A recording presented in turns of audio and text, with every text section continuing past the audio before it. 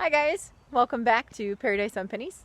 I'm Heather and today's more adventures in foraging. So something interesting that we've found in our journeys in the Pacific Northwest is that not only is there an abundance of edible free food everywhere around the forest and wetlands and mountains that we visit when we're in the middle of nowhere, but the cities are actually pretty good sources of free food as well, which is really interesting because, yeah, if people knew this, it's not really a secret, but there's free nutritious food everywhere if you know where to look. We've found berries all over in places in Oregon and Washington, and right now we're on a trail, a pretty forested little trail area here, and we have come across all kinds of stuff. So we've got elderberry that we found here, and there were some rose hips, roses and dandelions, and there are a bunch of blackberries, raspberries here.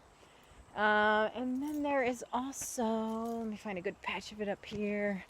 There is something called Siberian miner's lettuce, which is something I was pretty excited about because this is the focus of today. There's also a deer up here in the woods that might jump across. I know Hana Dog might be pretty excited to see that. So here we have the flowers of Siberian miner's lettuce, and you can see the leaves here as well. So there it is. There's actually a lot of it. I don't know if this is the best patch, but it's got this characteristic, let me see if I can get it. It's got the characteristic candy striped flower look. Some are more pink, some are more white. And then the leaves are some of them are more rounded, depending on the type.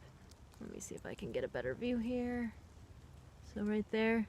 Not quite heart shape, but sort of an in-between heart and round, circular, oblong shapes. So this guy is supposed to be pretty nutritious. It's a good green that is sometimes compared to almost like a succulent. Not quite a succulent, but I guess the leaves are somewhat juicy depending on where you get them from. Another good thing about these is all above ground parts are edible, which I like because I like to choose things to work on in foraging right now it's just better to do things that are safer, and I don't have to worry about, like you can only eat the leaves, and if you accidentally eat a flower, you're going to get sick or something like that. I'm kind of sticking with the things that are really straightforward right now. That's my strategy for foraging, and it might be a good one for you guys to try too, because then you don't have to worry. You feel pretty safe, and you can just eat things. You can eat all parts of Siberian miner's lettuce. It's nutritious for you. It's a good free green that you can get, and it's also good throughout the season. So spring, summer, and fall, you can harvest this baby. I love all those things about it. So I added this to the top of my list, and I've been looking for it. I actually think I saw it a couple times and I just wasn't 100% sure. That's another tactic I do, is I make sure I really am sure about the identification before I go for it. But today I'm pretty confident, so we are going to pick some of this and eat it.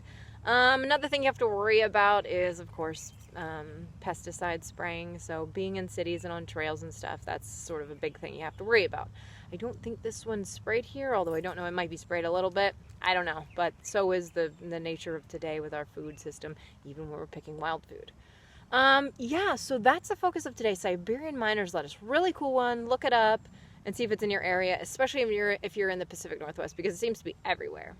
In addition to that, like I said, there's tons of other things. One other thing we found on here, I don't know if there's any around me right now. There might be some up here. There's a stump. It's not huge, but I guess they had to take that out for the trail. I don't know. They could have just put a dirt trail in. Another one that's out here is called wild plum. I did another video on that, so you can look at more about it. This is the wild plum here. It's these leaves that sort of have like a greenish and yellowish look to them. And the plums are actually way up there, probably hard to see. They're like tiny little purple plums, just like a plum would look, except miniaturized. We did try those. They have a really large pit. You need a lot of them. Here's one now. Yeah, so little tiny plums. They do taste a little sweet, like a plum, but also a little bitter. That one's not bad. We've been learning about these. Watch the other video. We did one on Indian plum. But there's an art to it. Like I said, the pits are huge. Let me see if I can show you.